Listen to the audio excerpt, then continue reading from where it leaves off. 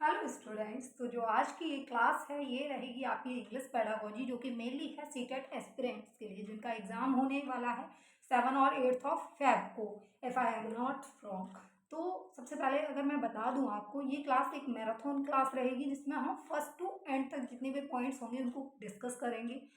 मैं ये सारे टॉपिक्स आपको ओरली ही प्रोवाइड करा पाऊंगी। आप चाहें तो इसको एज अ रिवीजन की तरह आप सुन सकते हो, क्योंकि सारे पॉइंट्स मैं आपको बहुत ही अच्छे तरीके से इजी वे में और विद एग्जांपल्स आपको बहुत अच्छे से समझाने वाली हूँ। वीडियो में आगे बढ़ने से पहले प्लीज़ मेरे चैनल को सब्सक्राइब कीजिए, और अगर वीडियो अच्छा लगे तो प्लीज़ लाइक करिएगा। अगर आपको वीडियो अच्छा लगता है तो कमेंट भी कर सकते हो, अगर कोई मिस्टेक हो जाती है तो उसको भी आप कमेंट करके बोल सकते हो, राइट। तो अगर मैं कहूँ कि जो हमारा इंग्लिश पेडागोजी है वो स्टार्ट होता है आपके लैंग्वेज स्किल्स के साथ। लैंग्वेज स्किल्स कौन कौन सी हो गई? तो हमारी जो, अगर मैं लैंग्वेज स्किल्स के बारे में बात करूं तो ये लैंग्वेज स्किल्स स्टार्ट होती हैं हमारे सीखने के तरीके से। जैसे कि जब छोटा बच्चा होता है तो वो किस ऑर्डर में लैंग्वेज स्किल्स को सीखता है या फिर लैंग्वेज स्किल्स को डेवलप करता है अपने अंदर, राइट। तो ये सारी जो लैंग्वेज स्किल्स होती हैं ये ऑर्डर के अंदर बच्चे में डेवलप होती हैं। वो होती हैं LSRW। ये मैंने आपको शॉर्ट में बताया जिससे कि आपको थोड़ा याद रहे। LSRW, L for learning, S for speaking, R for reading और W फॉर राइटिंग। ये जो मैंने चारों चीज़ें बताई हैं एक ऑर्डर के साथ बच्चे में डेवलप होती हैं। सबसे पहले क्या, बच्चा सुनना स्टार्ट करता है। ये मैं नहीं कहती हूँ, ये बुक्स कहती हैं, ये फिलोसफर कहते हैं जिन्होंने एक्सपेरिमेंट्स किए हैं। अगर हम रिलेट करें तो ये बहुत 99% तक एकदम सही है। बट कुछ फिलोसफर जो हैं इनसे क्या, इनसे क्या इत्तेफाक नहीं रखते, मतलब कि उनको ये जो ऑर्डर बनाया है उसको सही नहीं मानते। ऐसे कुछ फिलोसफर्स हैं, बट जो मेजॉरिटी है वो इसी को मानती है।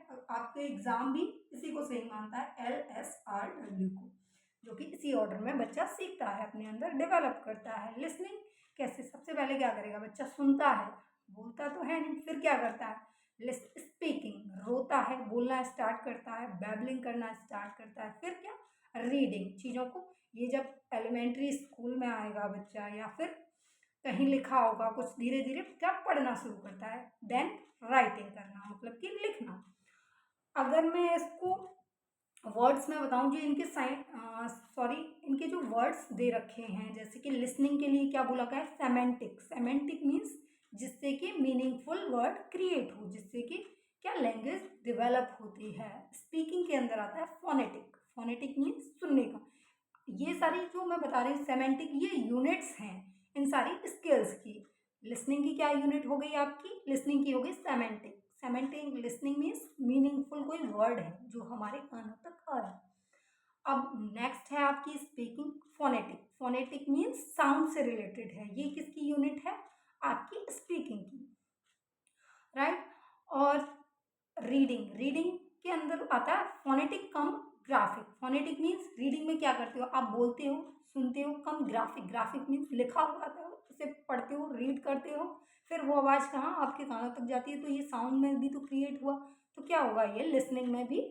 तो इसीलिए इसकी जो यूनिट दे रखी है रीडिंग की, वो दे रखी है फोनेटिक कम ग्राफिक। आगे पढ़ने से पहले मैं आपको बता दूं, ये सारी चीज़ें मैंने अपने नोट्स में बना के रखी हैं, जिससे कि मैं आपको इजीली सारे पॉइंट्स क्लियर करा सकूं, कोई भी पॉइंट छूटे ना, इसलिए मैंने राइट डाउन किए हुए हैं अपने नोट्स में, जिससे कि मैं आपको वन बाय वन सारे जो मेन मेन टॉपिक्स हैं, मेन मेन फैक्ट्स हैं, मैं आपको क्लियर करा सकूं। जो मेन टॉपिक्स हैं या फिर जो मैं मेन मेन चीज़ें बोल रही हूँ, आप अपनी नोटबुक में राइट डाउन कर सकते हो, जिससे कि आप अगर रिवाइज करोगे या फिर कोई चीज़ मिस हो जाएगी तो उसको बाद में जाके पढ़ सकते हो, है ना। तो अब हमारा रह गया था राइटिंग। राइटिंग क्या, लिखने से रिलेटेड है सारी चीज़ें जो हम लिखते हैं। ये भी क्या है, लैंग्वेज स्किल है, जो कि सबसे बाद में बच्चा अगर सीखता है तो वो सीखता है राइटिंग स्किल्स को। तो वो उसमें आता है, अगर मैं उसकी यूनिट बताऊं कि उसकी साउंड, जैसे कि मैंने बताई आपको, लिसनिंग की सेमेंटिक, स्पीकिंग की फोनेटिक और रीडिंग की फोनेटिक कम ग्राफिक यूनिट बताई। ये आस्पेक्ट्स हैं, ये राइटिंग का है ग्राफिक आस्पेक्ट। ग्राफिक क्या, लिखने से संबंधित है ना। तो इसीलिए इसकी यूनिट भी किस में है, ग्राफिक्स में है, किसकी, राइटिंग की। जैसे कि मैंने आपको बताया था ग्राफिक, जो हमारी बच्चों के अंदर डिसेबिलिटी होती है, डिसग्राफिया, डिसग्राफिया के अंदर क्या होता है, बच्चा चीज़ों को पढ़ नहीं पाता है, उसमें क्या होती है, लिखने से संबंधित होता है, उसमें सॉरी पढ़ नहीं पाता, वो डिसलेक्सिया होता है। डिसग्राफिया के अंदर क्या आ गया, ग्राफ से मतलब लिखने से संबंधित, मतलब चीज़ों को ठीक से लिख नहीं पाता है। तो ये चीज़ें हो गई हमारी कि लैंग्वेज स्किल्स कौन कौन सी होती हैं, LSRW के सीक्वेंस में ही रहती हैं ये सारी चीज़ें। तो हमें इसी तरीके से याद रखनी है जिससे कि एग्ज़ाम में कोई प्रॉब्लम ना आए, क्योंकि क्वेश्चन आ जाता है कि बच्चा किस फॉर्म में या किस सीरीज़ में लर्न करता है, ये सारी चीज़ें पूछ ली जाती हैं।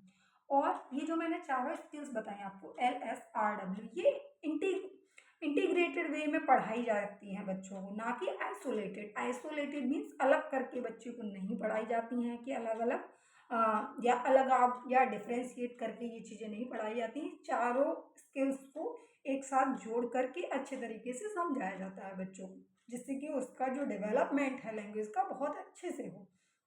हमने ये सारी चीज़ें, अब हम जानेंगे जो लैंग्वेज स्किल्स हैं उनमें रिसेप्टिव स्किल कौन सी है और प्रोडक्टिव स्किल कौन सी है।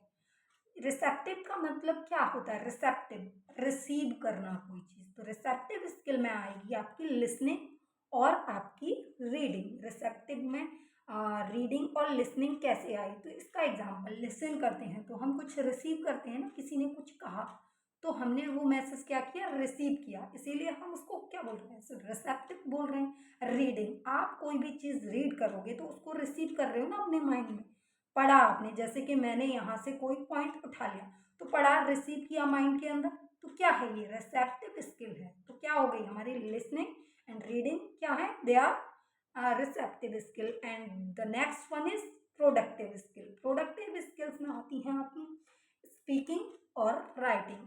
स्पीकिंग में क्या कर रहे होते हैं हम, प्रोडक्टिव ही तो है, इसमें क्या, बच्चा एक्सप्रेसिव रहता है, अपने थॉट्स को, अपने विचारों को, अपने इमोशंस को, अपने अंदर की भावनाओं को क्या व्यक्त करता है सामने वाले को, या फिर हम ही क्यों ना हो, हम क्या स्टार्टिंग से क्या होता है, हम ये सारी चीज़ें जो मैं कह रही हूँ ये क्या एक्सप्रेसिव स्किल है ना, मैं एक्सप्रेस कर रही हूँ जो अपनी इंफॉर्मेशन है या अपनी नॉलेज है वो आपके सामने एक्सप्रेस कर रही हूँ, तो ये किसके अंदर आएगा, प्रोडक्टिव स्किल के अंदर, जो कि क्या है, स्पीकिंग। राइटिंग, राइटिंग क्या हो गया, राइटिंग क्या है, हमने ये क्या ओरली डिस्कशन हो रहा है, अगर मैं आपको रिटन वे में समझाऊं सारी चीज़ें तो वो क्या हो जाएगा, वो भी तो एक प्रोडक्टिव मैनर हो जाएगा ना।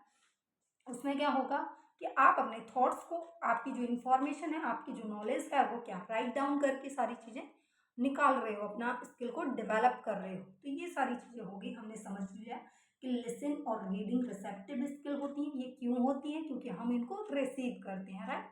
और स्पीकिंग और राइटिंग आपकी प्रोडक्टिव स्किल्स हो गई। और क्या होता है, इसमें एक्सप्रेस किया जाता है अपने स्किल्स को या अपने थॉट्स को, तो ये इसलिए हैं आपकी प्रोडक्टिव स्किल्स। कौन कौन सी, स्पीकिंग एंड आपकी राइटिंग। और सबसे ज़्यादा बच्चा एक्टिव, या हम चाइल्ड साइकोलॉजी पढ़ रहे हैं इसलिए मैं बार बार बच्चे शब्द का प्रयोग कर रही हूँ, राइट। तो इसमें बच्चा सबसे ज़्यादा एक्टिव होता है, पैसिव नहीं। पैसिव मीन्स इनएक्टिव, बच्चा एक्टिव नहीं होता है लिसनिंग में, और किसमें, रीडिंग में थोड़ा सा बच्चा इनएक्टिव होता है, रीडिंग में फिर भी एक्टिव होता है बट लिसनिंग में एक्टिव नहीं होता। इसीलिए सबसे ज़्यादा एक्टिव बच्चा या एक्सप्रेसिव रहता है आपकी स्पीकिंग एंड राइटिंग के अंदर। ये सारी चीज़ें मैंने थोड़ा ब्रॉडली इसको समझाया है, क्योंकि जो मेन मुद्दा है, इंग्लिश पेडागोजी हो गया या हिंदी पेडागोजी हो गया, लैंग्वेज स्किल्स का सबसे मेन टॉपिक यही रहता है, इसीलिए मैंने थोड़ा सा टाइम लिया है। बाकी चीज़ों को हम इन शॉर्टली करेंगे। तो क्योंकि टॉप मेरा जो गोल है वो ये नहीं है कि मैं वीडियो बना दूँ एक कंप्लीट करके। मेरा गोल है कि मैं आप तक अपने जो मेरे इन्फॉर्मेशन है या मेरी जितनी नॉलेज है मैं आप तक पहुंचाऊं एक सही तरीके से, जितना मैं कर सकती हूँ, तो वो कोशिश है। तो चलते हैं, ये सारी चीज़ें हमने समझ ली। ये चारों जो स्किल्स होती हैं वो इंटीग्रेटेड वे में पढ़ाई जाती हैं बच्चे को, ना कि आइसोलेटेड वे में। आइसोलेटेड मीन्स अलग करके नहीं, सबको एक साथ जोड़ के हम पढ़ाते हैं, राइट। हमने ये सारी चीज़ें जान ली कि एक तो इंटीग्रेटेड मैनर में पढ़ाया जाता है और सीक्वेंस में पढ़ाया जाता है। अब हम जानेंगे कि प्राइमरी स्किल्स और हमारी रहेंगी रीइंफोर्समेंट स्किल्स। तो जो हमारी लिसनिंग और स्पीकिंग होती है, LS, सबसे स्टार्ट कहाँ से किया था मैंने, LSRW, listening, speaking, reading, writing. जो स्टार्टिंग की 2 स्किल्स होती हैं, लिसनिंग एंड स्पीकिंग, ये हमारी प्राइमरी स्किल होती हैं। कैसे? बच्चा स्टार्टिंग से सुनता है, फिर धीरे धीरे बोलना स्टार्ट करता है। ये दोनों स्किल जो होती हैं सबसे पहले हमारे अंदर डेवलप होती हैं, तो इसीलिए ये क्या है, प्राइमरी स्किल्स हैं, लिसनिंग एंड स्पीकिंग। और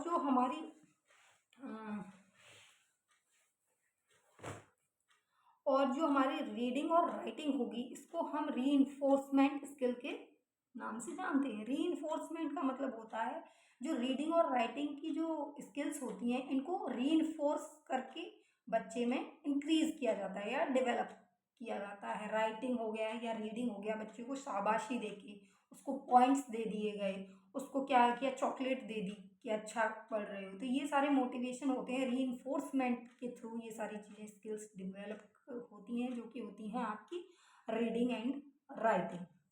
अब हमने ये सारी चीज़ें जान ली कि रीडिंग, राइटिंग और LSRW का जो फॉर्मूला है, मैं बार बार इसीलिए आपको बता रही हूँ जिससे कि आपके माइंड में सेट हो जाए ये चीज़। अगर मैं कहूँ कि जो हमारी लिसनिंग एक्टिविटी होती है, ये किससे, ओरल, सुनने से रिलेटेड होती है ना। लिसनिंग का मतलब ही है कि सुनने से ही स्टार्ट होगी। आप ये सारी चीज़ें कैसे, बच्चे को, जैसे कि अभी छोटा बच्चा है, आप क्या कर दो, उसको ऑडियो क्लिप्स सुनाओ, पढ़ाई से रिलेटेड हो, अच्छी चीज़ें हों, नॉलेज बढ़ाने के लिए हो, क्या ऑडियो क्लिप्स का यूज़ कर सकते हो।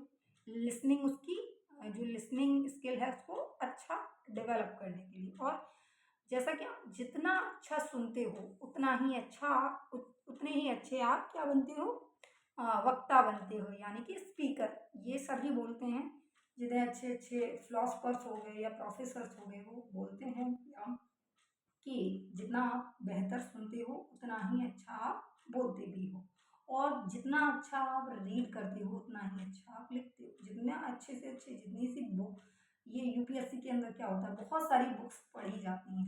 इसका मेन मुद्दा यही नहीं होता है कि आपको सारी इन्फॉर्मेशन लेके अपने दिमाग में सेट करनी है, सिर्फ पूरी दुनिया भर का ज्ञान ले लो और अपने दिमाग में लेके घूमो, ऐसा नहीं है।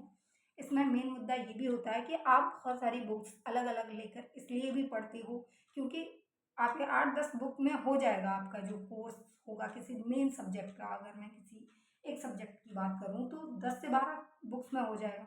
बट अलग अलग बुक से अलग अलग डिफरेंट डिफरेंट ऑथर्स की बुक क्यों यूज़ की जाती है, जिससे कि आपकी जो रीडिंग पावर के साथ आपकी राइटिंग स्किल्स भी इम्प्रूव हों। इसलिए भी बहुत सारी तरह तरह की बुक्स पढ़ी जाती हैं।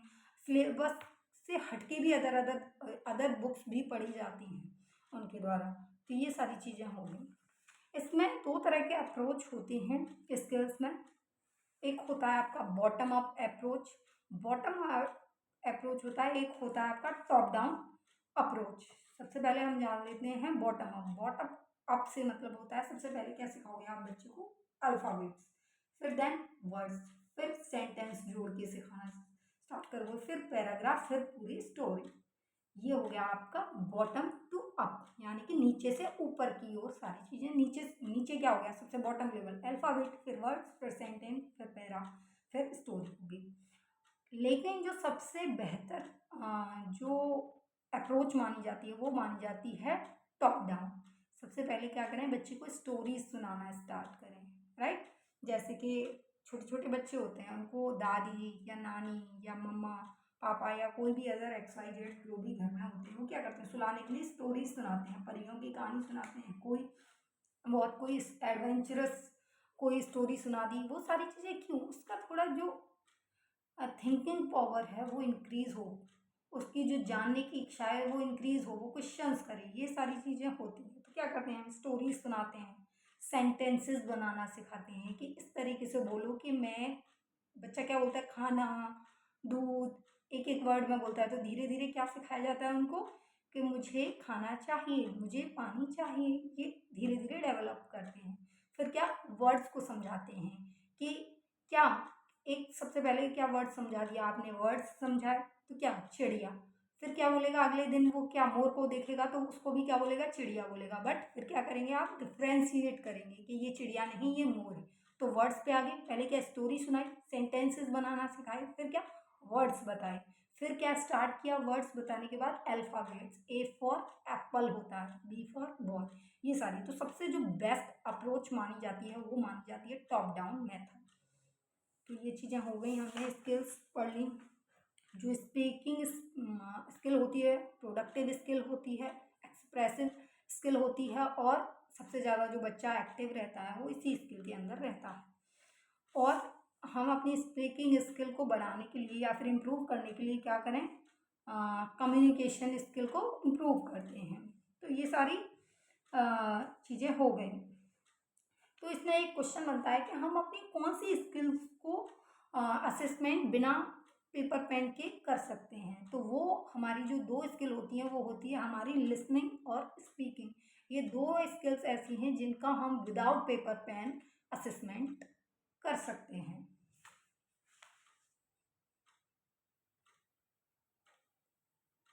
राइट। तो ये सारी चीज़ें हो गई, मतलब कि मैंने बताया आपको। इसमें थोड़ा सा एक मिस्टेक हो गया, उसको क्लियर कर लीजिएगा। इसमें ये पूछा जाए थोड़ा क्वेश्चन, थोड़ा कंफ्यूजन हो गया उसमें क्रिएट। तो इसमें जो है कि कौन सी स्किल्स हैं हमारी जिनका आकलन हम बिना पेपर पेन के नहीं कर सकते, वो होती हैं आपकी लिसनिंग एंड स्पीकिंग। स्पीकिंग अब हम पढ़ लेते हैं, इसमें क्या चीज़ें तरीके पढ़ ले, टाइप्स ऑफ रीडिंग पढ़ लेते हैं, है ना। टाइप्स ऑफ रीडिंग के अंदर क्या क्या चीज़ें होती हैं। तो टाइप्स ऑफ रीडिंग में आती है आपकी, सबसे पहले स्टार्ट होती है आपकी intensive reading, loud reading, silent reading, extensive reading. अब ये क्या क्या होती हैं वो जान लीजिए आप। जो लाउड रीडिंग क्या होती है, स्कूल में कराई जाती है बच्चों को, क्या बहुत तेज तेज बोल बोल के रीड करवाया जाता है, बुक्स को करवाया जाता है, स्टोरीज को करवाया जाता है, पोएम्स को करवाया जाता है। ये एक तरह की रीडिंग का टाइप हो गया, जिसे हम क्या बोलते हैं, प्राइमरी लेवल में सबसे ज़्यादा यूज़ होती है लाउड रीडिंग, जो कि इम्प्रूव करती है आपके प्रोनाउंसिएशन को। और साइलेंट रीडिंग क्या होती है, साइलेंट रीडिंग में क्या होगा, आपकी जो स्पीड होगी और जो मीनिंग्स पे जो आपका कंसंट्रेशन होगा वो बहुत ज़्यादा इंक्रीज होने लग जाएगा साइलेंट रीडिंग से। साइलेंट रीडिंग के भी क्या चांसेस दिए जाते हैं क्लास में कि आप साइलेंट रीडिंग कीजिए, जिससे कि आपका कंसंट्रेशन इंक्रीज हो, आप ज़्यादा से ज़्यादा कंसंट्रेट कर पाएँ अपने चीज़ों पे, पढ़ाई पे हो गया या फिर आपकी सिलेबस पे हो गया, इस सभी पे एप्लीकेबल है। नेक्स्ट है आपकी इंटेंसिव रीडिंग। ये जो इंटेंसिव रीडिंग होती है ये बहुत ही, जो अगर मैं कहूँ बहुत फोकस के द्वारा जो हम रीडिंग करते हैं, बहुत ध्यान से पॉइंट बाय पॉइंट हर एक पॉइंट को, हर एक सेंटेंस को बहुत ध्यान से पढ़ेंगे, डिटेलिंग के साथ सारी चीज़ों को बहुत अच्छे से पढ़ेंगे। अगर मैं कहूँ हिंदी में तो इंटेंसिव रीडिंग को हम बोल सकते हैं गहन अध्ययन, जिसमें कि हम डीप स्टडी कर रहे होते हैं, डीप इसमें रीडिंग करते हैं, वो होती है आपकी intensive learning. Next sorry intensive reading. Next है आपकी एक्सटेंसिव रीडिंग। एक्सटेंसिव रीडिंग में क्या होता है, ये आप अपने शौक के लिए पढ़ते हो, जैसे कि कोई नोवेल ले लिया या फिर कोई क्या पंचतंत्र की कहानियाँ हो गई या फिर बच्चों की छोटी छोटी कॉमिक्स की बुक आती हैं। तो ये सारी क्या होती है, इस पर ज़्यादा ध्यान नहीं दिया जाता, एक इंटरेस्ट के लिए थोड़ा मोटा मोटा जान लेते हैं कि स्टोरी में क्या दे रखा था, एक समराइज वे में, एक एक पॉइंट को बहुत ज़्यादा डीप स्टडी के साथ नहीं पढ़ते हैं। ये होती है आपकी एक्सटेंसिव रीडिंग। इसमें क्या आपकी वोकैबुलरी इंक्रीज होती है ना। और ये जो होती है आपकी एक्सटेंसिव रीडिंग, ये बहुत ही फास्टली होती है। इसमें क्या होता है, फास्टली इसलिए पढ़ते हैं, ज़्यादा ध्यान नहीं दिया जाता, समरी पे हमारा फोकस होता है। तो ये चीज़ हो गई, इंटेंसिव मैंने बता दिया, एक्सटेंसिव बता दिया। अगर मैं बात करूँ सब रीडिंग, सब स्किल्स ऑफ रीडिंग, जो सब स्किल्स होती हैं रीडिंग की, वो होती हैं आपकी प्री व्यूइंग। प्री व्यूइंग में क्या आपने देख लिया कि क्या क्या है स्टोरी में, जान लिया। प्रिडिक्टिंग मीन्स पहले से ही हम अज्यूम करने लग जाते हैं, क्या किसी भी स्टोरी में आगे बढ़ने से पहले, क्या जैसे कि आपने मूवीज़ में भी देखा होगा और स्टोरीज में भी होता है कि प्रीफेस दे दिया जाता है कि इसमें ये होना है, तो आपकी क्या एक्साइटमेंट बढ़ जाती है कि इस स्टोरी के अंदर क्या होगा। तो ये क्या होती है प्रिडिक्टिंग। इसके में बहुत जल्दी जल्दी एक्सटेंसिव रीडिंग का ही पार्ट है, बहुत जल्दी जल्दी आपने स्टोरी को पढ़ लिया, जान लिया समरी वे में। स्कैनिंग में पूरा एक आपको दिया गया पैराग्राफ, आपने क्या जल्दी जल्दी फास्ट रीडिंग के साथ आपने उसको रीड किया और जान लिया क्या है इसमें। तो ये सारे हैं एक्सटेंसिव रीडिंग के अगर मैं कहूँ पार्ट हैं। और पैराफ्रेजिंग, एक पैराफ्रेजिंग है राइटिंग स्किल के अंदर आता है, ये बहुत इंपॉर्टेंट है, आपके एग्जाम में जरूर आएगा। पैराफ्रेजिंग का मतलब होता है अपने विचारों को, अपने थॉट्स को अपने तरीके से लिखो, अपने वर्ड्स के साथ लिखो, ना कि बुकिश लैंग्वेज से कि जो बुक में दे दिया है। जैसे कि होता है ना क्लासेस में, सिलेबस में जो क्वेश्चंस दिए हैं मैम ने लिखवा दिए, वही एज इट इज लिख के आने हैं, ये तो बुकिश लैंग्वेज देगी हो गई। बट पैराफ्रेजिंग में होता है कि आपने स्टोरी पढ़ी और क्वेश्चंस दिए गए हैं, तो आपको क्या करना है, अपने वर्ड्स में अपनी पूरी स्टोरीज को एक्सप्लेन करना है जो कि क्वेश्चंस दिए गए हैं, राइट। ऐसा ही किसमें पैराफ्रेजिंग अगर मैं बोलूँ, जितने भी डिस्क्रिप्टिव हमारे एग्जामिनेशंस होते हैं, कॉम्पिटेटिव एग्जामिनेशन, इनमें सब में क्या होती है, पैराफ्रेजिंग यूज होती है ना। अपनी बात को, अपने पॉइंट ऑफ व्यूज को, अपने थॉट्स को, अपनी नॉलेज को क्या अपने वर्ड्स में लिखते हैं, अपने तरीके से लिखते हैं, तो ये हो गई आपकी पैराफ्रेजिंग। नेक्स्ट है आपकी राइटिंग स्किल। राइटिंग स्किल में आपकी क्या क्या चीज़ें होती हैं। राइटिंग स्किल में क्या करा जाता है, ब्रेन स्टोर्मिंग। क्या ब्रेन स्टोर्मिंग क्या होता है, ब्रेन स्टोर्मिंग होता है आपको कोई टॉपिक दे दिया जिससे आपको बोल दिया गया, आप इस टॉपिक पे, जैसे कि आपको याद हो अगर आपकी क्लास में दिया है या नहीं, वैसे सबकी क्लास में होता है, सेकंड थर्ड या फोर्थ क्लास में, फोर्थ फिफ्थ में होता है, ठीक। तो इसमें क्या होता है, बच्चे को बोला जाता है कि गाय पे निबंध आएगा। तो पहले क्या होता था, रट के लेके जाते थे कि गाय की 4 टांग होती हैं, 1 पूंछ होती है, 2 आंखें होती हैं, 2 सींग होते हैं, ये सारी चीज़ें। बट ये इसलिए नहीं होता था कि आप रट के कोई चीज़ लेके आओ। इसका जो मेन टारगेट होता था या मेन गोल होता था, वो होता था बच्चे की राइटिंग स्किल्स को डेवलप करना उसके अंदर, राइट। इसमें क्या होगा कि ब्रेन स्टोर्मिंग होगी आपकी। ब्रेन स्टोर्मिंग कैसे, आपकी जो क्रिएटिविटी है लिखने की, आपकी जो थिंकिंग है, जो आपके पास इंफॉर्मेशन है, उसको आप किस तरीके से फंक्शन, मतलब किस तरीके से एक सिस्टम वे में अपने थॉट्स को लिखोगे प्रॉपरली। अपने जो थॉट्स हैं आपके अंदर, आपके माइंड के अंदर, एक अचानक से कोई सडनली कोई टॉपिक दे दिया कि लिखिए, इस टॉपिक पे लिखिए, एक ऐसे लिखिए या कोई स्टोरी बनाइए, तो इससे क्या होगा, बच्चे के अंदर क्रिएटिविटी बढ़ेगी, वो अपने थॉट्स को और ब्रॉड करेगा, अपनी जो राइटिंग स्किल को है उसको भी इम्प्रूव करेगा, प्लस उसकी जो क्रिएटिव स्किल है वो भी डेवलप होगी। क्यों, क्योंकि उसके माइंड पे क्या होगा, थोड़ा सा प्रेशर आएगा कि क्या इससे और रिलेटेड चीज़ें क्या हो सकती हैं। तो इससे क्या होगा, दिमाग पे जब जोर डाल के बच्चा सारी चीज़ें लिखेगा, तो उसमें क्या होगा, उसकी क्रिएटिविटी बढ़ेगी, ब्रेन स्टोर्मिंग होगी, माइंड में जो क्रिएटिविटी क्षमता है उसकी वो इंक्रीज होगी, जिससे कि क्या होगा, राइटिंग स्किल्स तो डेवलप होंगी ही, उसका जो ब्रेन स्टोर्मिंग है वो भी बहुत अच्छे से बढ़ेगी और क्रिएटिविटी भी बच्चे के दिमाग में बढ़ेगी। स्क्रिबलिंग एक आता है। स्क्रिबलिंग क्या होता है, स्क्रिबलिंग होता है जब छोटा सा बच्चा होता है, आप क्या करते हो उसको, जब 3 साल का बच्चा होता है, अब तो 3 साल के बच्चे को ही नर्सरी क्लास में या फिर क्या प्ले क्लास स्कूल में डाल दिया जाता है, तो उसमें क्या होता है, बच्चे को पेंसिल पकड़ना सिखाया जाता है, राइट। उसमें क्या होगा, बच्चे को धीरे धीरे पेंसिल को कैसे पकड़ें, कैसे लिखें, तो उसमें क्या बच्चा कुछ भी हाउबलाउ सा बनाता है, ऊपर ऊपर खावर जिग लाइंस बनाएगा, तो वो होती है स्क्रिबलिंग, जिसमें बच्चा प्रॉपरली वर्ड्स नहीं बनाता है, वो कुछ भी उबड़ खावड़ जिग लाइंस बनाता है, उसको हम बोलते हैं स्क्रिबलिंग। बहुत ही इंपॉर्टेंट पॉइंट है, इसे प्लीज राइट डाउन कर लीजिएगा। स्क्रिबलिंग, स्क्रिबलिंग में बच्चा उल्टा सीधा लिखता है, जिग लाइंस बनाता है, गोले से बना देता है, ये सारी चीज़ें होती है स्क्रिबलिंग के अंदर, जो कि बहुत छोटा बच्चा बनाता है, जिसको वर्ड्स लिखने नहीं आते हैं, जिसको राइटिंग नहीं आती है। But starting point writing skill का डेवलप होने का स्टार्टिंग पॉइंट यही है, स्क्रिबलिंग से स्टार्ट होता है। नेक्स्ट है हमारी, अब हम पढ़ेंगे grammar translation method. Grammar translation method क्या होता है, इसमें क्या होता है, ये सबसे पुराना मेथड है किसी भी आपके सब टीचिंग इंग्लिश को लेकर। इंडिया के अंदर सबसे ज़्यादा इंग्लिश में जो पढ़ाया जाता है, वो पढ़ाया जाता है, जो मेथड यूज़ किया जाता है इंग्लिश में,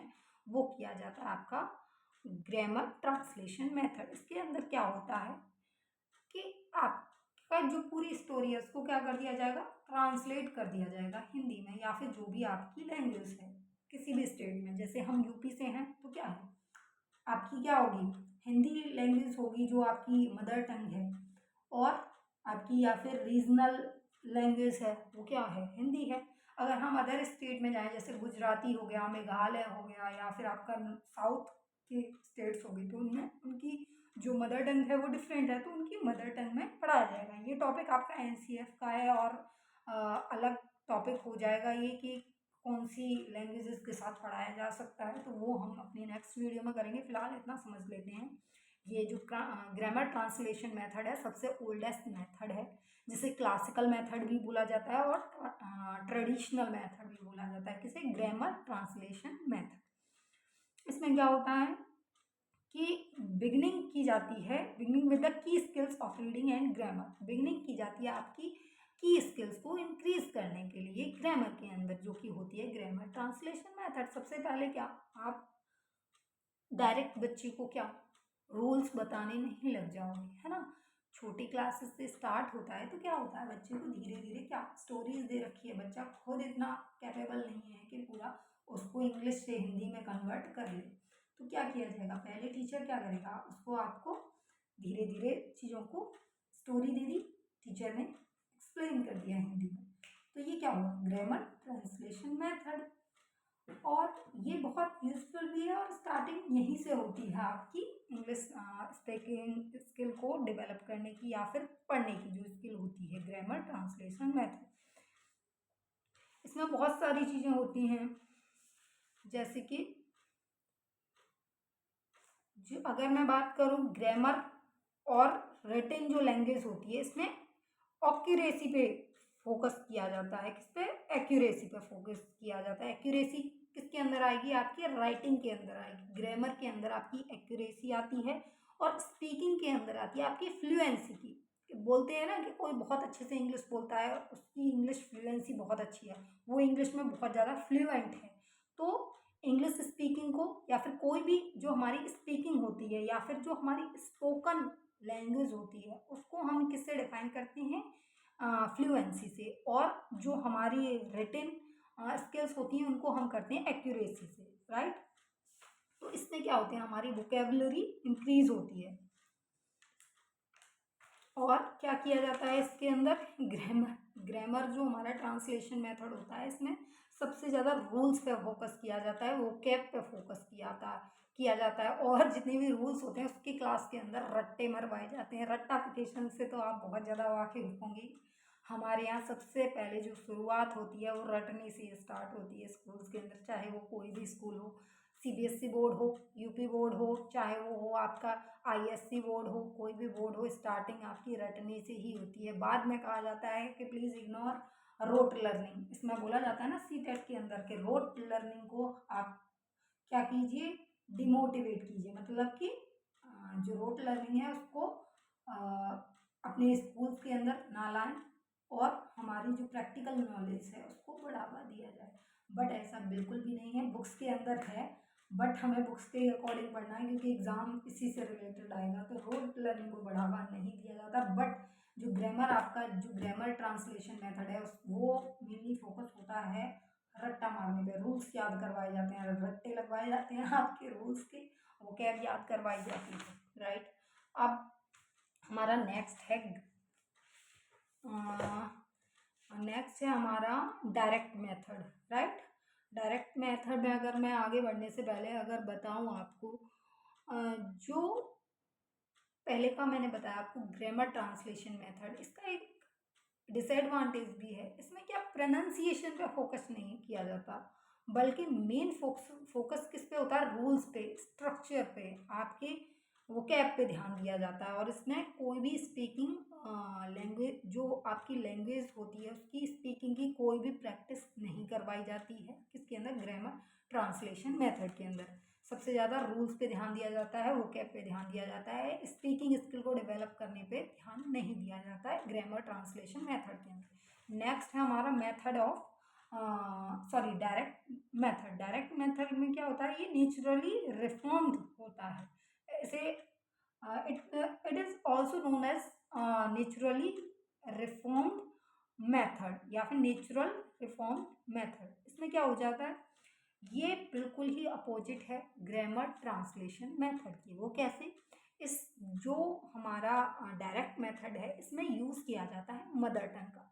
जो आपकी मदर टंग है, जैसे गुजरात से है बच्चा, अगर गुजरात में स्कूल होगा तो क्या होगा, वहाँ की जो लॉज हैं वो ये कहती हैं कि वहाँ की लॉज क्या, जो हमारा नेशनल करिकुलम फ्रेमवर्क है तो वो इसी तरीके से बनाया गया है कि आप मदर टंग को रखिए। एक लैंग्वेज आपकी मदर टंग होगी, एक होगी आपकी रीजनल लैंग्वेज और एक कोई भी मॉडर्न इंडियन लैंग्वेज होगी। ठीक है, तो जैसे अगर मैं इंडिया यूपी की बात करूँ तो यूपी के अंदर क्या रहता है, एक तो आपकी मदर टंग जो कि हमारी हिंदी ही है, और एक रहेगी आपकी इंग्लिश जो कि रीजनल लैंग्वेज में भी आती है और आपकी हिंदी है।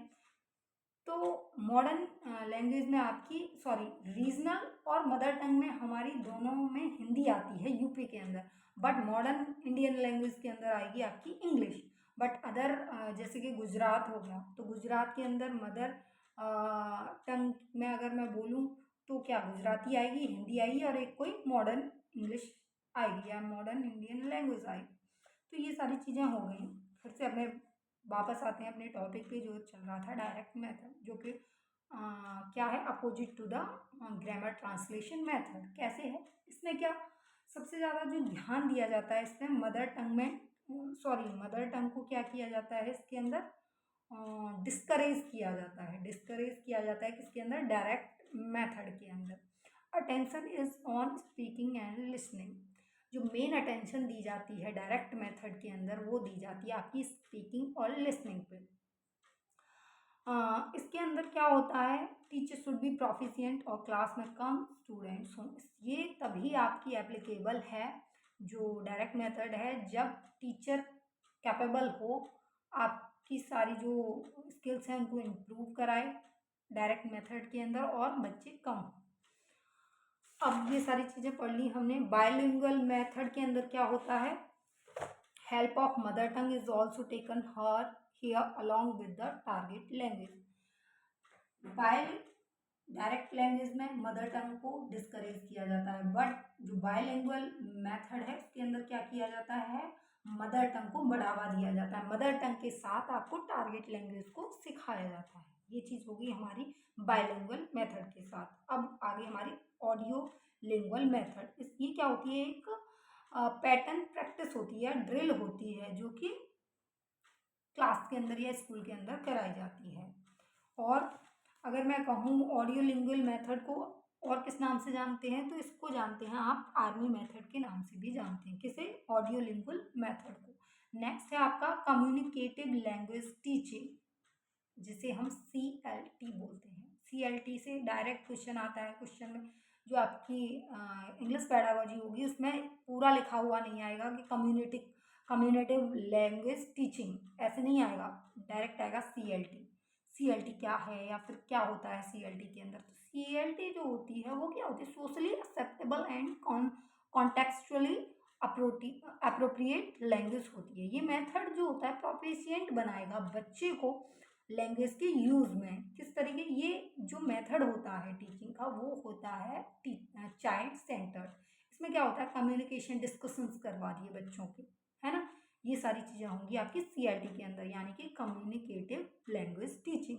कम्युनिकेटिव से ही आप समझ रहे होंगे जिसमें कम्युनिकेशन करे बच्चा। नेक्स्ट है आपका स्ट्रक्चरल अप्रोच, इसे बोलते हैं आप SA, शॉर्ट में बोल सकते हैं। ये alternative to the direct method. Structural जो मेथड है या अप्रोच है वो है एक ऑल्टरनेटिव है डायरेक्ट मेथड का। डायरेक्ट मेथड के अंदर क्या हुआ था, मदर टंग को डिस्करेज किया था, चीज़ें क्या है, स्पीकिंग और लिसनिंग पे ध्यान दिया गया था। इसी तरीके से है इसमें क्या होता है, ग्रेडिंग सिस्टम होता है। स्ट्रक्चरल मेथड की अप्रोच के अंदर ग्रेडिंग सिस्टम होता है। पैटर्न, सेंटेंस, वोकैबुलरी पे ध्यान दिया जाता है। इसमें कुछ सेंटेंसेस को रटवा दिया जाता है या रोट करवा दिया जाता है। ये एक लिमिटेड अप्रोच है, ये बहुत ज़्यादा सक्सेसफुल नहीं है, जो कि है आपकी स्ट्रक्चरल अप्रोच। इस अप्रोच को रिप्लेस करने के लिए CLT को लाया गया, जो कि है आपकी कम्युनिकेटिव लैंग्वेज टीचिंग, जो कि हमारी किसे CLT ने किसे रिप्लेस किया है? स्ट्रक्चरल अप्रोच को, जो कि बहुत ज़्यादा सक्सेसफुल नहीं है। मेन साइंटिफिक सिलेक्शन पे, ग्रेडिंग स्ट्रक्चर पे, पैटर्न पे वर्क करता है, वोकेबलरी पे वर्क करता है। नेक्स्ट है हमारा सिचुएशनल अप्रोच, यानी कि सिचुएशनल लर्निंग टीचिंग, जिसे आप शॉर्ट में बोलते हो SLT। अगर इसकी मैं बात करूं तो इसको भी, जैसे मैंने CLT का आपको बताया कि CLT को कम्युनिकेटिव लर्निंग अप्रोच के कम्युनिकेटिव लर्निंग टीचिंग के नाम से नहीं आता, ऐसे ही SLT को भी नहीं लाते। इसके अंदर क्या हुआ है, सिचुएशन से रिलेटेड जितने भी वर्ड्स होंगे, है ना, यूज करने का तरीका बच्चों के अंदर क्या ग्रैब करेगा, वो जानने का, जितने भी वर्ड्स होंगे सिचुएशनल वो सिखाए जाएंगे किसके अंदर, सिचुएशनल अप्रोच के अंदर, है ना। तो सिचुएशन में आप यूज कर सकते हैं, जैसे कि सिचुएशन के हिसाब से, जैसे कि क्लास में डिस्कशन करवा दिए, वर्ड्स बता दिए, ये वर्ड्स हैं, अब आप इनको क्लास में यूज करिए, तो ये क्या हो गया, सिचुएशनल अप्रोच हो गई। और नेक्स्ट है आपकी, जो कि बहुत ही इम्पोर्टेंट आपकी अप्रोच है टीचिंग की, वो है आपकी natural approach of teaching English. इसमें क्या होता है, अगर मैं मेनली बात करूँ, ये डेवलप किसके थ्रू की गई, वो है ट्रेसी टेरल, स्टेफन क्रेसन, इन्होंने इसको डेवलप किया है। किसे डेवलप किया है, natural approach of teaching English. इन्होंने कुछ हाइपोथेसिस दी हैं कि आप लैंग्वेज को एक्वायर कर सकते हो, है ना, नेचुरली यूज करके। जो फिर से मैं आपको एक बार रिपीट कर देती हूँ, जो ट्रेसी ट्रेलर हैं या ट्रेसी टेरल हैं, स्टेफन क्रेसन, दो व्यक्ति हैं, ट्रेसी टेरल और स्टेफन क्रेसन, इन्होंने क्या दी है, natural approach of teaching English, एक थ्योरी दी है ना। इन्होंने कहा है, इन्होंने कुछ हाइपोथेसिस दी हैं, परिकल्पनाएं दी हैं कि आप क्या करते हो, बच्चा क्या करता है, लैंग्वेज को एक्वायर करता है, दूसरों से ग्रहण करता है। एक्वायर का मतलब होता है दूसरे से ग्रहण करना। क्या होता है, जैसे कि आप अपने घर में हो, आपका कोई बच्चा है, वो क्या, जैसा आप बोलते हो वैसा ही वो बोलना स्टार्ट कर देता है। ऐसे फॉरेन कंट्रीज में अगर देखा जाए तो क्या बच्चे एक्वायर कर लेते हैं लैंग्वेज, वहाँ उनके मदर फादर जैसा उनको माहौल मिलेगा, जैसी लैंग्वेज उनके मदर फादर फैमिली में, जो आसपास के माहौल में जो भी लोग जैसी लैंग्वेज बोलेंगे वो वही सीखता है। तो ये क्या है, एक्वायर ही तो कर रहा है, वो उनसे ग्रहण कर रहा है उस लैंग्वेज को। तो ये क्या होता है, एक्वायर भी की जाती है लैंग्वेज, इसीलिए बोला गया है इसको natural approach of teaching English. English को आप नेचुरली भी सिखा सकते हो, क्या उस तरीके का बच्चे को माहौल दे दो, वो नेचुरली ही क्या कर लेगा, एक्वायर कर लेगा उस लैंग्वेज को। अगर आप अपने बच्चे को बचपन से ही फॉरेन कंट्री में ले जाओ, वहाँ रखो, वहाँ का एटमोसफियर प्रोवाइड करो, और वहाँ ऐसे एटमोसफियर में रखो जहाँ सभी इंग्लिश बोलते हो, या फिर जो भी लैंग्वेज वहाँ की हो वो बोलते हो, तो वो बच्चा आपके यहाँ की जो लैंग्वेज है उसको नहीं बोलेगा, बल्कि वहीं की लैंग्वेज को बोलेगा। ऐसा नहीं है कि यहाँ पे आप विदेशी बच्चे को यहाँ ले आओ और यहाँ रखो, वो फिर भी इंग्लिश ही बोलेगा, बिल्कुल नहीं, क्योंकि उसको यहाँ हिंदी का माहौल मिलेगा तो वो हिंदी में ही बात करेगा। तो ये क्या है, लैंग्वेज एक्वायर कर सकते हैं, जो कि किसने बोला है, ट्रेसी टेरल, यानी कि, और दूसरे हैं स्टेफन क्रेसन। अब हम आगे बढ़ते हैं अपने नेक्स्ट टॉपिक को, जो कि है लैंग्वेज डेवलपमेंट में, जो कि रहेगा आपका एक्विजिशन एंड लर्निंग, यानी कि अर्जन और अधिगम। अर्जन मीन्स एक्वायर और अधिगम मीन्स लर्निंग, ये सारी चीज़ें हम पढ़ेंगे। एक्विजिशन क्या होती है, हम इन्वायरमेंट से उस चीज़ को ग्रहण करें। तो जो इन्वायरमेंट है वो आपकी किसी भी डेवलपमेंट में बहुत बड़ा रोल प्ले करता है। और नेक्स्ट है आपका लर्निंग। तो लर्निंग में क्या है, डेलिबरेटली एफर्ट, प्रैक्टिस और एक्सपीरियंस की ज़रूरत होती है, कॉन्शियसनेस होनी चाहिए, एफर्ट्स होने चाहिए आपके, बहुत ही क्या, आप फोकसली किसी चीज़ को लर्न कर सकते हो। लर्निंग या अधिगम आपका इसके थ्रू बढ़ता है। एक्विजिशन में क्या होता है, इनेट कैपेबिलिटीज़ होती हैं, कैसे, जैसे कि आप, मैंने बताया आपको, बच्चा जैसा माहौल मिलेगा वैसा, जैसा उसके पेरेंट्स मिलते हैं तो वो खुद से वैसा ही बोलेगा।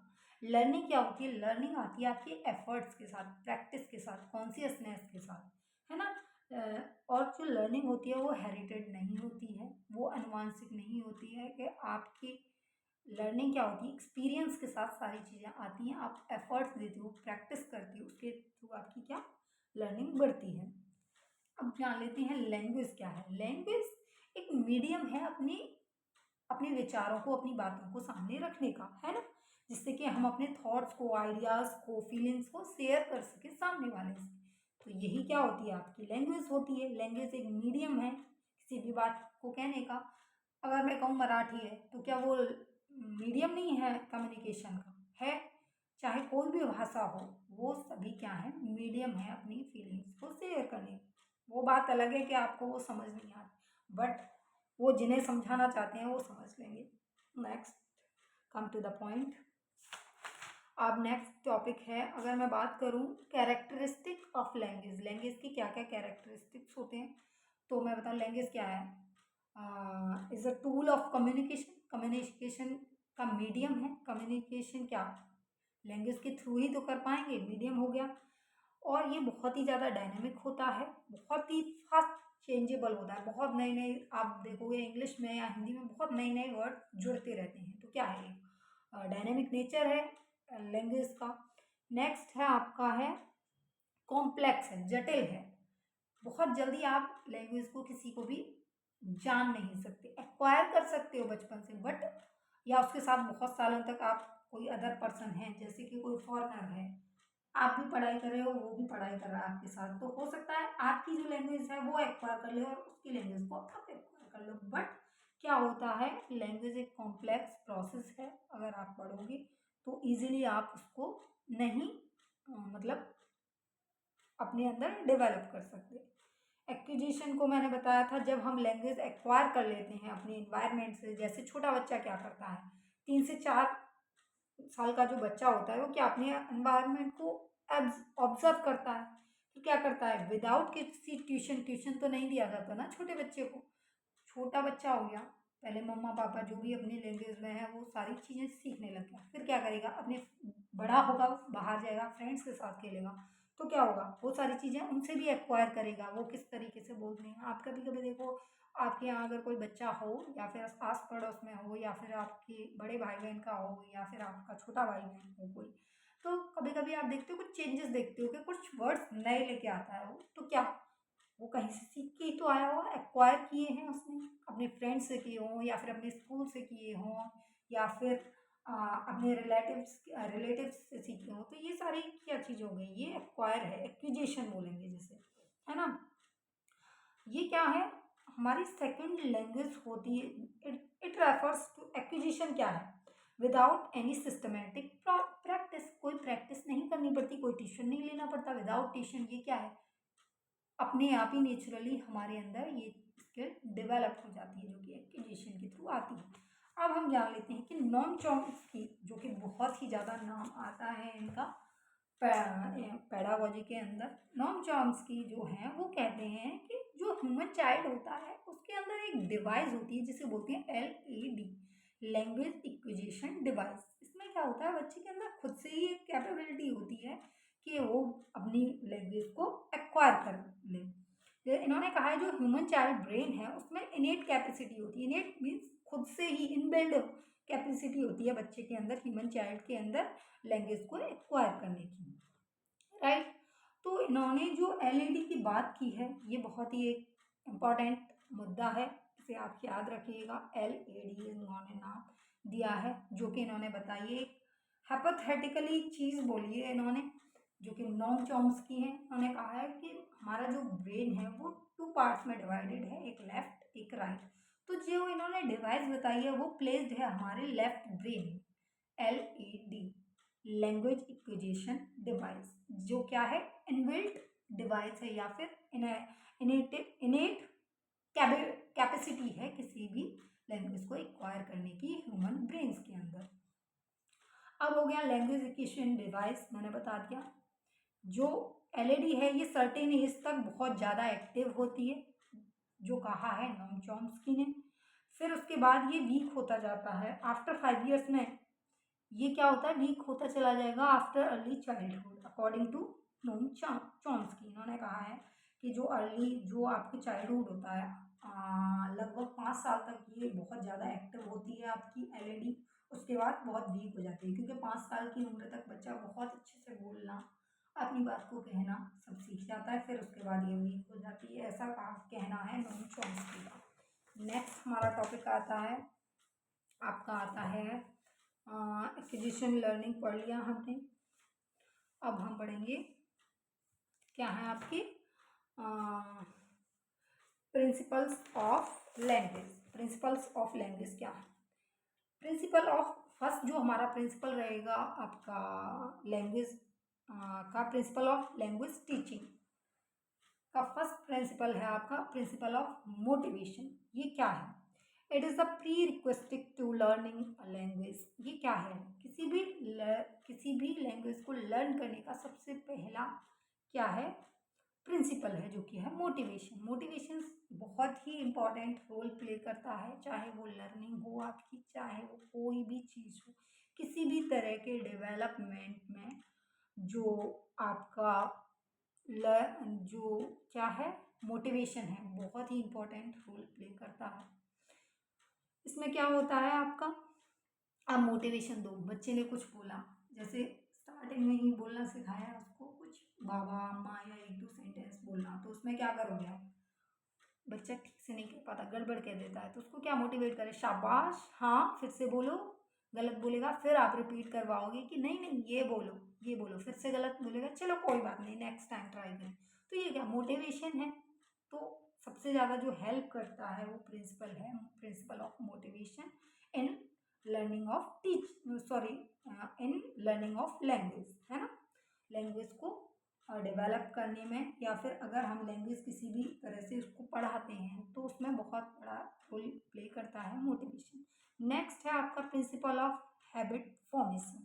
प्रिंसिपल ऑफ हैबिट फॉर्मेशन में होता है कि किसी चीज़ को आप हैबिट में ले आओ, किसी तरीके से बात करनी है। जैसे कि अब मैं देखूँ सबसे ज़्यादा जो ट्रेंड चल रहा है वो चल रहा है पब्लिक के अंदर इंग्लिश में बात करने का। वो बात अलग है कि ज़रूरी नहीं है कि जिसको इंग्लिश आती है वही बहुत ब्रिलियंट, बहुत माइंडेड, बहुत इंटेलिजेंट है, या फिर वो सबसे ऊपर सुपीरियर है और हिंदी बोलने वाले क्या इन्फीरियर है, ऐसा बिल्कुल भी नहीं है। ये अपनी अपनी थिंकिंग है। एक ट्रेंड बना दिया गया है कि इंग्लिश बोलेंगे तो बहुत सुपरस्टार लगेंगे, बहुत ब्रिलियंट लगेंगे, और हिंदी वाले तुच्छ प्राणी लगेंगे, ऐसा बिल्कुल भी नहीं है। इंग्लिश हो, हिंदी हो, फ्रेंच हो, ब्रिटिश हो, चाहे दुनिया की जितनी भर कोई भी आपकी लैंग्वेज हो, वो सिर्फ एक माध्यम है, एक मीडियम है अपने आइडियाज़, अपने थॉट्स और अपना पक्ष रखने का। तो ये जो मैं किसी को इंडिकेट नहीं कर रही, बट ये सब अपनी अपनी थिंकिंग है। इसीलिए क्या है, हम क्या करते हैं, हैबिट में लाते हैं इंग्लिश को बोलने का, है ना। जैसे कि आपने देखा हो कि छोटे छोटे बच्चे हो गए, उनको क्या करते हैं, मदर फादर सबसे ज़्यादा ट्रेंडिंग ही ये चल रहा है कि इंग्लिश नहीं आएगी तो बच्चे अच्छे स्कूल में ही नहीं पढ़ रहे, तो सबसे ज़्यादा क्या इंग्लिश मीडियम स्कूल में डालो, जिससे कि बच्चे की जो कम्युनिकेशन है, जो लर्निंग पावर है वो बढ़े और इंग्लिश में बात करे। चाहे बच्चे को कैलकुलेशन आती है, मैथ्स आता है, चाहे उसको हिंदी में एक भी अक्षर लिखना आता है या नहीं आता, नो मैटर, बस वो इंग्लिश में बात करे, बस वही सबसे ऊपर है। ये चल रहा है फिलहाल तो, खैर छोड़ो इस बात। इसमें है कि कोई भी होता है इंग्लिश स्टार्ट करते हैं तो क्या कहते हैं इंग्लिश में बात करेंगे, तो ये क्या हैबिट में लाते हैं, जिससे कि हमारी जो लर्निंग है वो क्या हो, इम्प्रूव हो, लैंग्वेज की जो लर्निंग है वो इम्प्रूव हो। तो हैबिट फॉर्मेशन भी है। प्रिंसिपल ऑफ इमिटेशन, इमिटेशन बच्चा देख कर बोलता है। जैसे कि आपने नोटिस किया हो, बच्चा क्या करता है, सुनेगा घर में, जैसे कि आपके पेरेंट्स बोले, या फिर स्कूल में जाएगा, क्योंकि सोशलाइजेशन किससे होता है बच्चे का, अपने पीयर रिकॉग्निशन से होता है, मतलब पीयर से होता है, फैमिली मेम्बर से होता है, फिर बाहर पड़ोस में नेबर्स के साथ होता है, स्कूल के साथ होता है, रिलेटिव्स के साथ होता है, यही पूरा एटमॉस्फेयर एनवायरनमेंट होता है बच्चे का।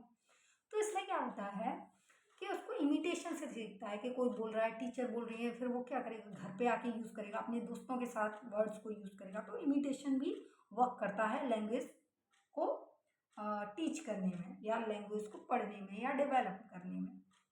प्रैक्टिस एंड ड्रिल, प्रैक्टिस और ड्रिल करवाई जाती हैं आपकी किसके अंदर, जो हमारी लैंग्वेज है उसको इम्प्रूव कराने के लिए या डेवलप कराने के लिए। नेक्स्ट है आपका ओरल अप्रोच। ओरल अप्रोच में क्या होगा, आपसे बुलवाया जाएगा कि आप, बहुत सारे रूल्स बना दिए जाते हैं स्कूल्स में, घर में भी लोग यूज़ करते हैं कि इंग्लिश में ही बात करेंगे, अगर इंग्लिश के बाद अगर हिंदी बोल दी तो फाइन लगेगा। तो ये सारे ओरल अप्रोच भी हो गए आपके। Natural order of learning. Natural order of learning में क्या होता है कि आप नेचुरली उसको लर्न करवाएं, धीरे धीरे धीरे धीरे सारी चीज़ें नेचुरली करवाएं। जैसे घर में क्या हो गया, हिंदी बोलते हैं, हिंदी सीख ली, नेचुरली एक्वायरी तो कर लिया, नेचुरल ऑर्डर ही तो हो गया। Principle of using mother tongue. सबसे बेस्ट जो तरीका है, बच्चा सबसे ज़्यादा जो कनेक्ट करता है वो होती है मदर टंग। मदर टंग क्या है, बच्चा सबसे ज़्यादा किसके पास रहता है, माँ की। तो हम मदर टंग क्यों बोलते हैं, जो हमारी लैंग्वेज होती है, हमारे इन्वायरमेंट में जो आसपास के माहौल में जो लैंग्वेज बोली जाती है उसको हम मदर टंग बोलते हैं। जो माँ की बोली, सबसे पहले बच्चा माँ की बोली ही सीखता है, जो माँ जैसी लैंग्वेज में बात करेगी, क्योंकि सबसे ज़्यादा स्पेंड जो टाइम करता है बच्चा अपनी माँ के पास करता है। इसीलिए अगर बच्चा सबसे ज़्यादा अच्छे से अगर सीख पाएगा तो मदर टंग को कनेक्ट करके लैंग्वेज, अदर लैंग्वेजेस को सीख सकता है। इसीलिए ये सबसे बेस्ट तरीका है।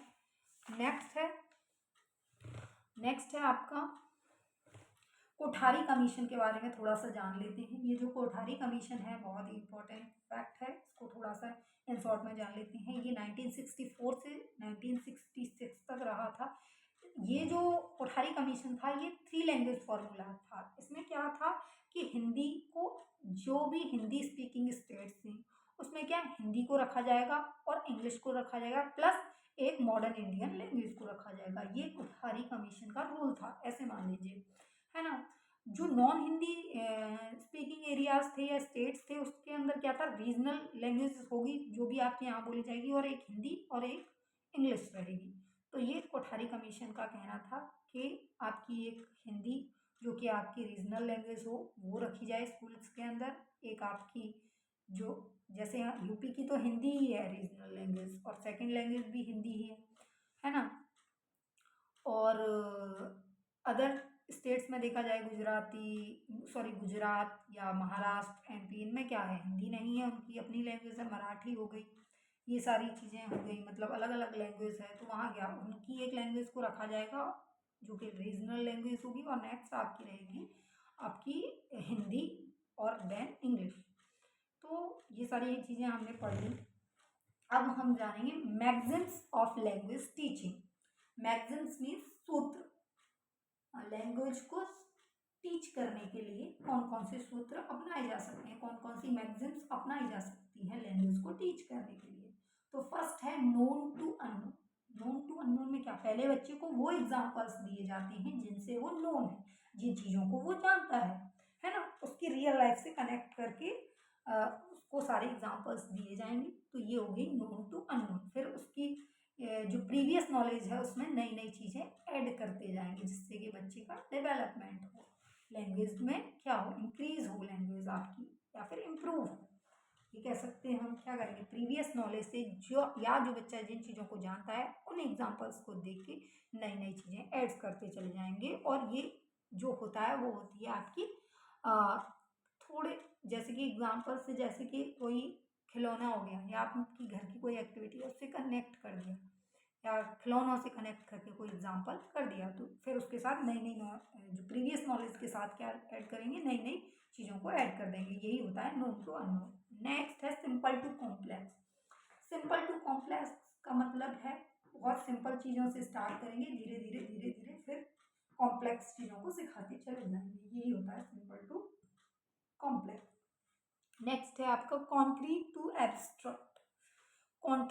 कॉन्क्रीट टू एब्स्ट्रैक्ट का मतलब होता है टचेबल टू अनटचेबल। मीन्स जिन चीज़ों को आप छूकर समझ सकते हैं, या फिर जिन चीज़ों को आप पहले से ही उन चीज़ों की थोड़ी सी आपको नॉलेज है, फिर उससे क्या लेके जाएंगे, एब्स्ट्रैक्ट मीन्स कि जो आपने नहीं जाने, जिन्हें आप जानते हैं उससे स्टार्ट करेंगे टू अननोन। ये भी एज अ हम कह सकते हैं नोन टू अननोन ही वर्क करता है।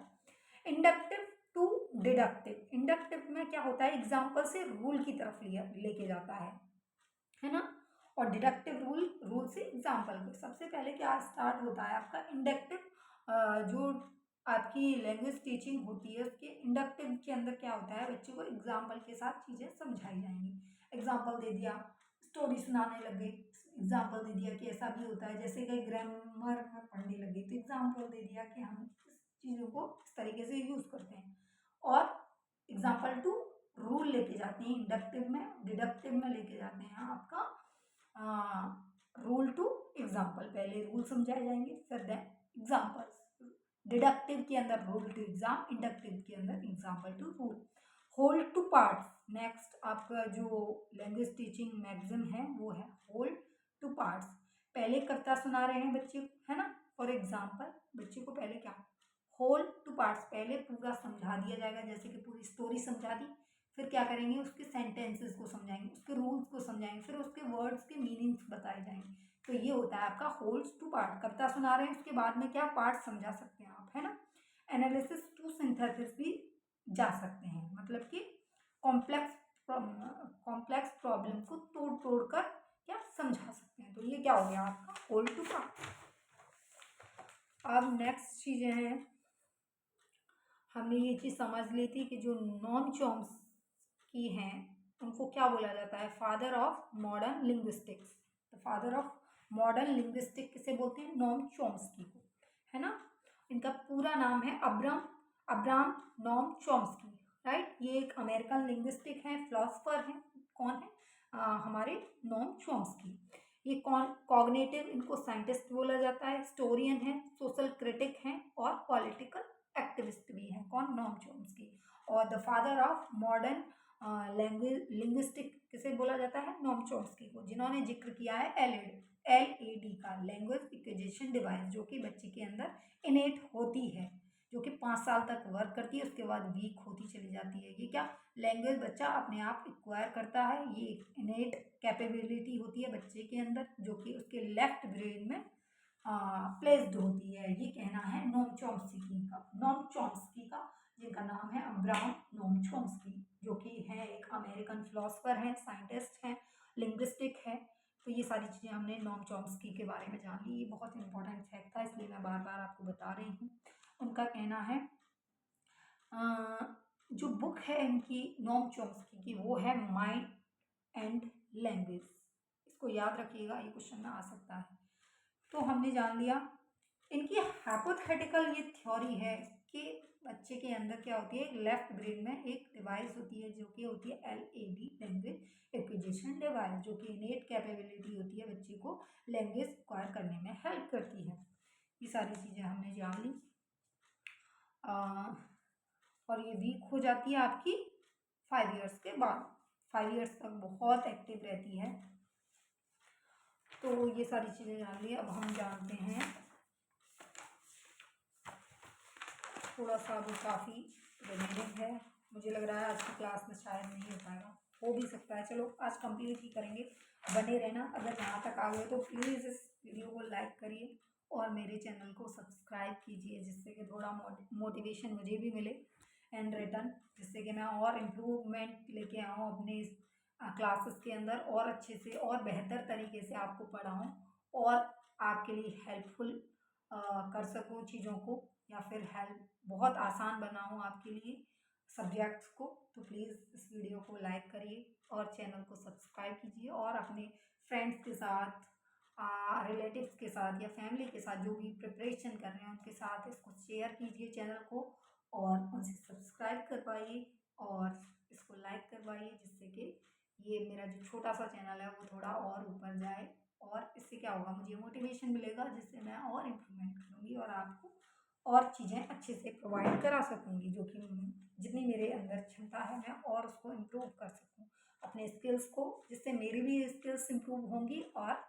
आपकी भी नॉलेज इंक्रीज होगी, जिसमें हम दोनों का ही फायदा है। हम दोनों का मीन्स जो मैं स्पीकर हूँ और जो मेरे लिसनर हैं उनका, ये भी चीज़ हो गई कि हमारी जो लैंग्वेज स्किल्स होती हैं वो 4 होती हैं।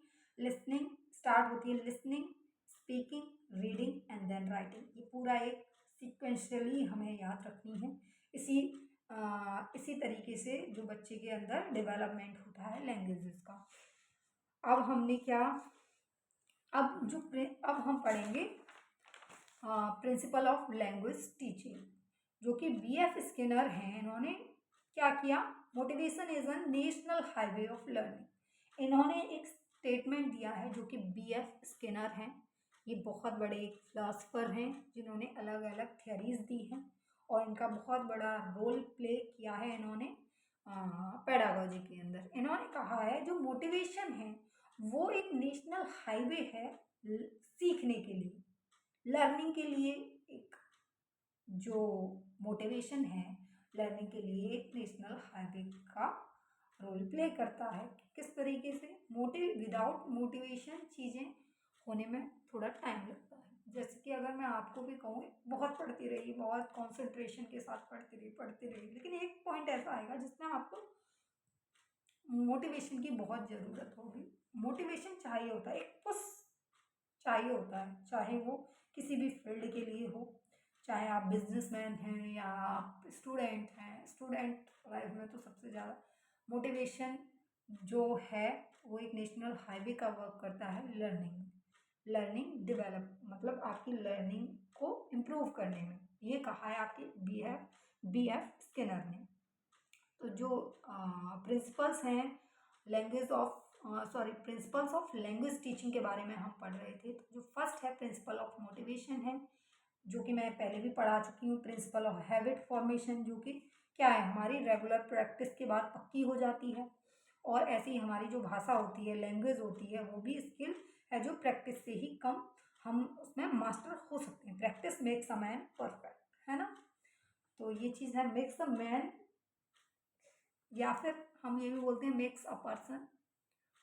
मेक्स अ मैन परफेक्ट बोला जाता है, बट इसे बोल सकते हैं मेक्स अ पर्सन परफेक्ट, क्योंकि ओनली मैंस कोई नहीं इम्प्रूव होता, बल्कि विमेंस भी इम्प्रूव होती हैं प्रैक्टिस के through. Next, come to the point, principle of imitation के बारे में पढ़ा था कि उसमें क्या होता है, अनुकरण, नकल की जाती है। A child imitates his teacher very much, the teacher must become a good model for our children, teacher should be proficient. बच्चा सबसे ज़्यादा इमिटेट करता है अपने टीचर को, जैसा कि मैंने पहले बताया। Tape recorder, radio, gramophone can also be use for the set purpose, जो हमने बताया। प्रैक्टिस और ड्रिल करवा सकते हैं, जैसा कि मैंने पहले बताया, practice makes a man perfect. Repetition is important, या प्रैक्टिस किसी भी चीज़ की करो, जैसा कि आपने स्टोरी पढ़ी होगी, या फिर जो कहा है कि एक रस्सी, जो धागे की रस्सी होती है, वो भी लगातार प्रैक्टिस करने से पत्थर को घिस देती है। तो प्रैक्टिस एक ऐसी चीज़ है जिससे कि कोई भी आपका काम होगा वो दिन ब दिन इम्प्रूव होगा और आप अपने गोल तक पहुंच जाओगे। प्रैक्टिस बहुत ही बड़ा रोल प्ले करती है आपके गोल को अचीव करने के लिए, राइट। तो नेक्स्ट है हमारा ओरल अप्रोच। मैंने बता ही दिया था आपको, आप सुनते सुनते बोलना सीख जाते हो, है ना। तो ये चीज़ हो गई। नेक्स्ट है नेचुरल ऑर्डर। क्या होता है हमारा नेचुरल ऑर्डर होता है लर्निंग का, वो होता है LSRW।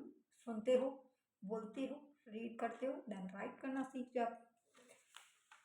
Principle of using mother tongue, mother tongue का यूज़ करके लर्निंग आप अपनी इम्प्रूव करते हो, है ना।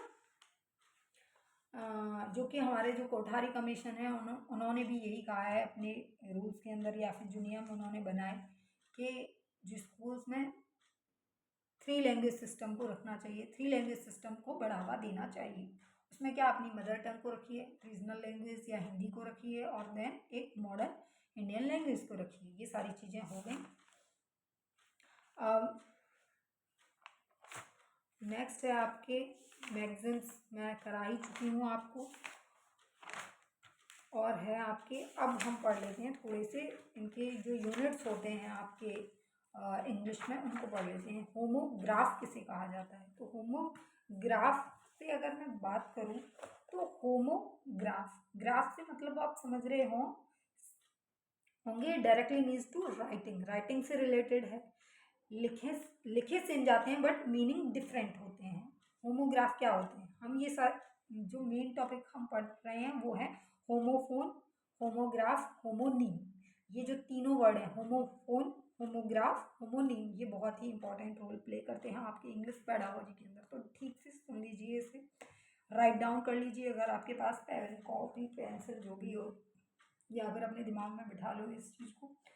होमोग्राफ होता है राइटिंग से रिलेटेड, जो क्या होता है, वर्ड्स लिखे तो सेम जाते हैं बट उनके मीनिंग डिफरेंट होते हैं। जैसे कि लेड, आपने सुना होगा, LEAD, लेड, और एक दूसरा भी LEAD, लेड। इन दोनों के जो मतलब हैं वो डिफरेंट है, लिखे सेम जाते हैं, सुने प्रोनाउंसिएशन भी सेम होता है बट इनका मीनिंग डिफरेंट होता है।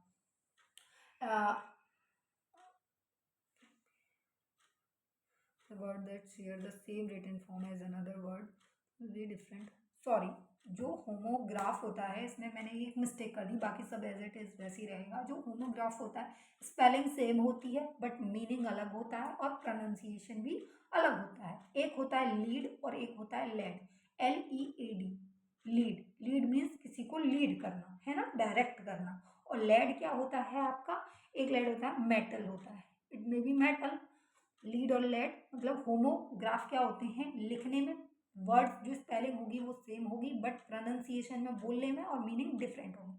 ये हो गया हमारा होमोग्राफ। जैसे कि लिव और लाइव। लिव क्या होता है, जीना, है ना, रहना, जीना।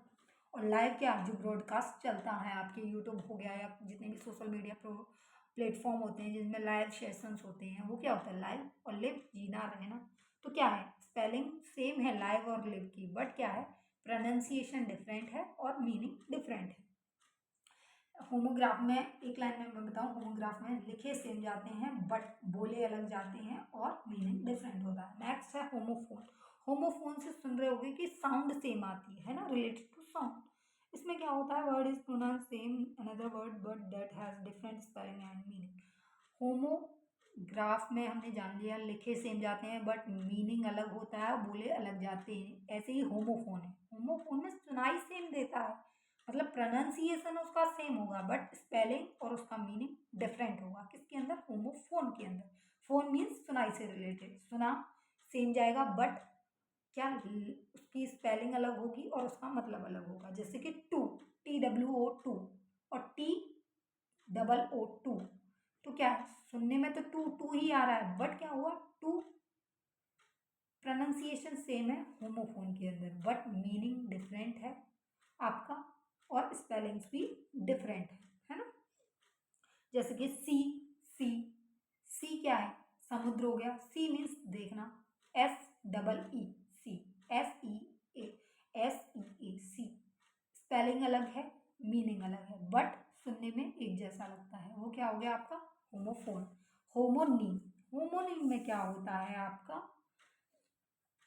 प्रोनाउंसिएशन सेम होगा, स्पेलिंग सेम होगी बट मतलब अलग होगा। जैसे कि SUIT, सूट।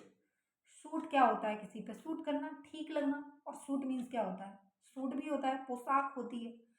तो हमने जान लिया कि जो हमारा होमोफोन है ना, होमोफोन, होमोफोन के अंदर क्या थी, साउंड सेम थी, मीनिंग अलग था, स्पेलिंग अलग थी। होमोनीम में क्या है, स्पेलिंग आपकी सेम होगी, प्रोनाउंसिएशन सेम होगा बट मीनिंग डिफरेंट होगी, है ना। तो ये हमने जान लिया। होमोग्राफ क्या होता है, स्पेलिंग सेम होगी बट प्रोनाउंसिएशन अलग होगा, मीनिंग अलग होगी। होमोफोन में सुनाई सेम देगा, प्रोनाउंसिएशन सेम होगा। टू टू का बताया मैंने, देयर देयर का बताया, क्या सुनाई सेम दिया बट उसका स्पेलिंग अलग है उसकी और उसका मीनिंग भी अलग है। होमोनीम में क्या होगा, स्पेलिंग सेम होगी, बोला भी सेम जाएगा बट उसका मीनिंग डिफरेंट होगा। और एक होता है आपका पॉलीसेमिंग। पॉलीसेमिंग में क्या होता है, मल्टीपल मीनिंग्स होते हैं, एक ही वर्ड के मल्टीपल मीनिंग्स होना, ये क्या होता है, पॉलीसेमिंग। जैसे कि एक वर्ड अगर मैं कहूँ आपसे, एक होता है आपका, अगर मैं एग्जांपल्स दूँ तो इसके बहुत सारे एग्जांपल्स हो सकते हैं। जैसे कि एक होता है आपके, अभी फ़िलहाल अब मैं माइंड पे जोर दे रही हूँ तो याद नहीं आ रहा बट ऐसे बहुत सारे वर्ड्स होते हैं पॉलीसेमी के अंदर जिनके क्या होते हैं, बहुत सारे डिफरेंट डिफरेंट मीनिंग होते हैं, है ना। नेक्स्ट है आपका अब आपकी ये सारी चीज़ें जो हमारा टॉपिक है ये हमारा ख़त्म होने जा रहा है। अब हम आते हैं फोनीम्स के बारे में। फोनीम्स क्या है? Smallest unit of sound. Sound की जो सबसे छोटी यूनिट है वो है आपकी फोनीम्स। फोनीम्स क्या होते हैं? जो टोटल अल्फ़ाबेट्स होते हैं आपके 26 अल्फ़ाबेट्स होते हैं, बट ये जो साउंड क्रिएट करते हैं वो 44 साउंड क्रिएट करते हैं। जो आपके 6 वॉबल्स होते हैं ना, सॉरी 5 वॉबल्स होती है, ए ई आई ओ यू, है ना, ए ई आई ओ यू 5 वॉबल्स होते हैं। ये कितनी साउंड क्रिएट करते हैं? 20 साउंड। और जो आपके कॉन्सोनेंट्स होते हैं आपके 21 जो आपके कॉन्सोनेंट्स होते हैं वो कितनी साउंड क्रिएट करते हैं? 24। तो दोनों मिलके कितनी जो फोनीम्स क्रिएट करते हैं? 44 फोनीम्स। फोनीम्स होती है आपकी साउंड की सबसे स्मॉलेस्ट यूनिट। मॉर्फीन। मॉर्फीन क्या होती है? मॉर्फीन होती है सबसे smallest unit of most smallest unit of meaningful word, है ना। तो हमने जान लिया मॉर्फीन क्या होगी। फोनीम सबसे छोटी ध्वनि साउंड की, मॉर्फीन सबसे छोटी ध्वनि मीनिंगफुल वर्ड की, है ना। और आपका है सिंटेक्स, वाक्य विन्यास। यह क्या होता है? ये रूल्स और स्ट्रक्चर होता है ना। जैसे हम टेंसेस में पढ़ते हैं subject plus verb plus object, ये क्या हो गया आपका? एक रूल हो गया। तो रूल्स किसके अंदर आएंगे? सिंटेक्स के अंदर। सेमेंटिक्स के अंदर हम जान लेते हैं study of the meaning of words and phrases. हम वर्ड्स और सेंटेंसेस के मीनिंग्स जानते हैं किसके अंदर? सेमेंटिक्स के अंदर। तो यहाँ हमारी कंप्लीट होती है इंग्लिश पेडागोजी। अगर आपका कोई भी डाउट रहा हो तो प्लीज़ कमेंट करके बताइएगा। जितना मुझसे हो सकता था मैंने अपना बेस्ट दिया है। फिर भी कोई अगर गलती हो गई हो, कोई मिस्टेक हुई हो, तो आप कमेंट करके पूछ सकते हो मुझसे। मैं उसको इम्प्रूव करूँगी और अपने नेक्स्ट वीडियो में उसको ठीक करके आपको फिर से प्रोवाइड करूँगी डाटा। जहाँ तक मैंने पढ़ाया है मैंने अपना बेस्ट दिया है। सारी चीज़ें बहुत ही सिक्वेंशियली मैंने आपको अच्छे से समझाई, ओरली सारा डेटा आपको दिया है। इम्पॉर्टेंट, मैं होप करती हूँ कि आपने इम्पॉर्टेंट पॉइंट्स राइट डाउन किए होंगे जिससे कि चीज़ें क्लियर हों। मैंने सारे जितने भी इम्पॉर्टेंट पॉइंट्स बोले हैं उनको प्लीज़ राइट डाउन करिएगा, क्योंकि उनसे रिलेटेड पक्का ये बहुत ही मैंने जो एक कहते हैं ना कि जो मेरे नोट्स थे उनका एक समरी नोट्स बनाए हैं जिसमें मैंने बहुत ही जो इम्पोर्टेंट पॉइंट्स थे वो डाले हैं। प्लीज़ ठीक से इसको क्लास को पूरा कंप्लीट कीजिएगा, स्टार्टिंग से एंड तक देखिएगा। और वीडियो अच्छा लगा हो तो प्लीज़ लाइक करिएगा और कमेंट करिएगा और इस चैनल को सब्सक्राइब करिएगा। नेक्स्ट वीडियो आएगी आपकी जिस पे आप कमेंट करोगे वो, या फिर हम लेके आएंगे हिंदी पेडागोजी की क्लास। तो क्लास को यहीं एंड करते हैं। Take care, bye bye.